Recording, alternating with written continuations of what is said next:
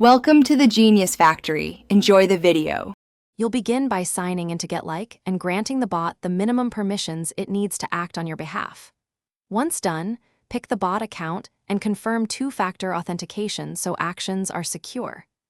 Next, create a new campaign and give it a clear name, choose the objective, and set basic targeting.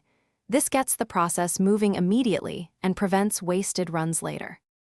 Now you configure the bot's behavior. Set which actions to perform, follows, likes, or templated comments, and why each action matters for growth. Make sure to tune rates, daily limits, active hours, and cooldowns so the bot mimics human pacing. Then refine targets using hashtags, locations, or follower thresholds. These filters increase relevance. Test with a small batch to validate settings before scaling. Because precise configuration prevents mistakes, and you can start the campaign once settings look solid. Then monitor activity and key metrics like engagement and follow conversion in real time. If results dip, pause, and tweak actions, limits, or templates, cloning successful set speeds iteration. For scaling, ramp slowly and track error logs.